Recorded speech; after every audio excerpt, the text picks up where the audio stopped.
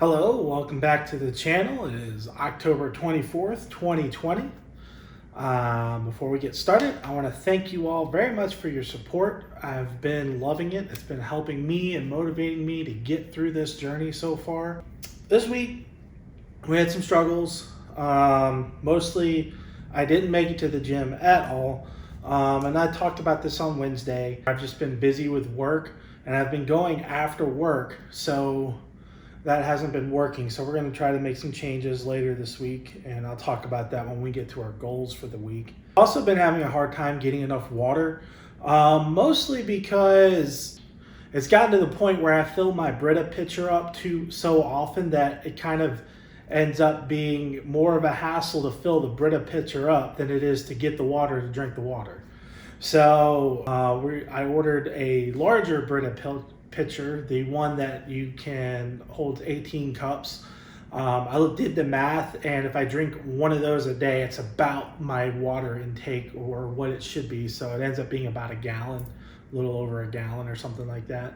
So I'm going to go for drinking that, filling that up once a day before I go to bed every night, and then drinking that throughout the day. And hopefully that'll help me meet my water goals a little better. Work has been very stressful. It was very stressful earlier in the week. It's gotten a little less stressful lately because of some changes I made with my mentality. So that's been helping. Little bit of a lack of motivation. I'm not like the most motivated in general, and I tend to have ups and downs. I'll have weeks where I'm super excited and super enjoying the process, and weeks where I'm not. And this, basically the past 2 weeks, I was kind of like that. Today, I'm feeling pretty good. I had a lot of days where I was kind of actually decently under my calorie goal, which paid off when I weighed in this morning. I'm pretty happy about that, actually. So, and then I was also feeling pretty full. I've had days where I'll have about 2,000 to 2,100 calories, and I'm going to bed and I'm feeling pretty full. So, and I haven't really been skipping on a lot of foods that I normally enjoy. I also noticed my shirts are fitting a little better.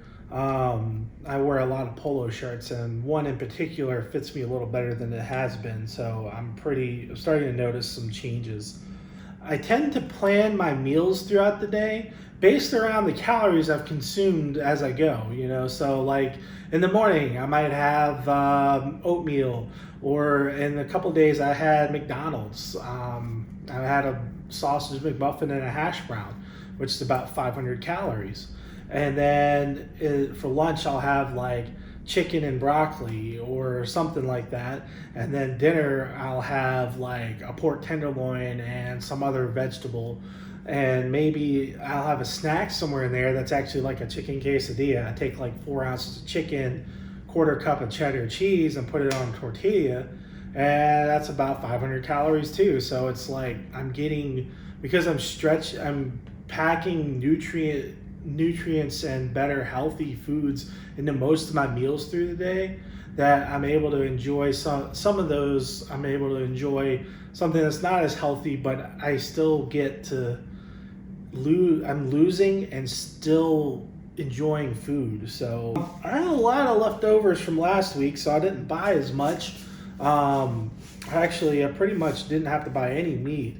I'm going to try to eat out of my freezer because I've got a little bit of a buildup, so I'm going to eat out of that. Yeah, I picked up some Parmesan, some fruits. I found the grocery store I go to had fat-free mozzarella on sale, so I bought a bunch of that. And I picked up some spinach. I'm going to try to do a chicken spinach pasta dish kind of thing some point this week. I'm kind of looking forward to that. The inspiration for this week is actually somebody I've been watching on and off. He doesn't publish videos very often, but this guy should be an inspiration to anybody, really. His name is Cameron Haynes. He's a big time bow hunter in Oregon. He's 53 now, but here's some things that he does. He runs 26 miles a day. He tries to run a marathon every day. He lifts every day, and then he has a regular 9 to 5 job in his hometown. on top of all the stuff he does, for everything else. So some things that are kind of stand out to me about him. He comes from a not so great background. He had some struggles growing up, and which is very typical actually of people who are extremely successful. They tend to have a lot of struggle growing up, so they tend to be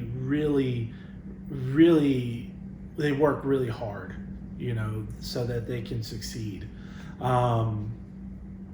He has some really good philosophies about things. He's big on learning to love the process of your success. It's not the success, it's the process that you end up liking. And I think that's something I'm going to try to take into my life a little better. You hear a phrase he says, keep hammering. Well, that's the sign. You dig in, you keep working at it, and even if you're not successful, you just keep working, because at some point you're going to be good at it. And this guy is in great shape. He's 53 years old. So I think this goes back to something, and you'll notice I pick a lot of older folks for role models, because it doesn't do me any good to pick somebody that's in great shape at 22, 33. That was 10 years ago. So now I need to try to aspire for the people I want to be in the future. So I'm picking people that are 5, 10, 15 years down the road where I want to be at that point, so that right now I can start modeling their behavior so that I can do it as good or better than they do when I hit that point that they're at now. And you'll see, Ethan Suppley's a little older than I am. It's a good example. Vance Hines, older than I am. Those are good role models for people that are struggling and trying to get things in their life in a better place. So try to pick people that are where you want to be. I didn't exercise this week. Again, we had some barriers of going after work. So I have a plan I'm going to try this week. I've seen a consistent theme that people that are extremely successful, that work out and all of that, they start at 5:30 in the morning. And I don't want to. I find this extremely uncomfortable to get up that early. I've done it in the past when I needed to, but not voluntarily. So what I'm going to do is, for the next week, I'm going to get up at 5:30 and I'm going to go to the gym, and I think I'm going to try to walk 5 miles.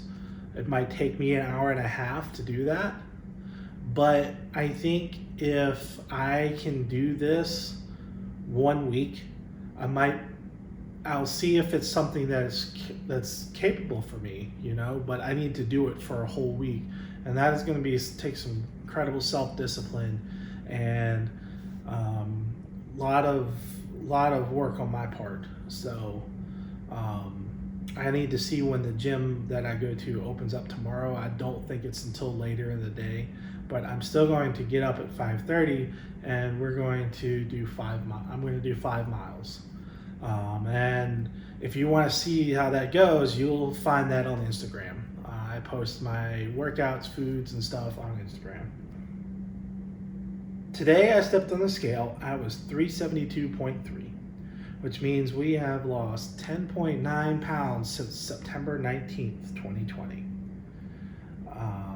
I am very happy about this. I'm very ecstatic, considering last week we had a whole quarter of a pound.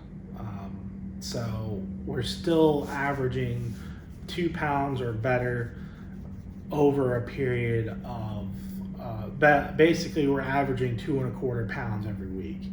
And if I can continue this, it'll be amazing.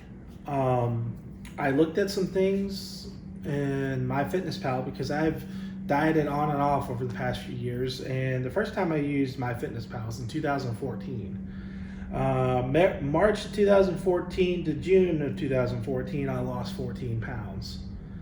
March of 2017 to June of 2017, I lost 36 pounds. And January of 2018 to March of 2018, I lost 13 pounds. My lowest weight on this was again 320 pounds, and I think that was in June of 2014. But and I'm still way more than I have ever. So, but what I'm looking at is the reason I think this is relevant. I've started every one of my journeys in the first half of the year and have never been able to maintain it. For some reason, the summer is the hardest time of the year for me to actually do healthy eating and diet and exercise. So this was another thing that played into my decision to start in September. I want to give myself the maximum amount of time before I get to the summer when I struggle the most to get into these healthy habits, so that when I get to the summer, it's easier to deal with. The only consistent habit I've given up that started in March was I switched from sugared and calorie drinks to diet sodas and water, and that has been very helpful for me. So I think starting in September, getting through the winter, getting through the spring, and then starting the summer, being down being a little lighter than I have been, would be amazing. And it would be fantastic if I were if I were knocking on 320 pounds in June. That would be fun. That would be pretty awesome and make it a little easier to deal with with the summer. So, goals this week. We're going to try to hit my 2,400 calorie mark. We're going to wake up at 5 a.m. every day. And then I'm laughing because that's a struggle for me. And then 5 miles of walking every day. It's going to be tough, but we're going to try to do it. The other part of the reason I think this is a good time for me to try this is next week time changes. So I thank you for tuning in again today. I'm looking forward to continuing this journey. And if you've got any suggestions on how to deal with getting up at 5:30 in the morning, let me know. Thanks for watching and have a great week. I'll see you on Wednesday.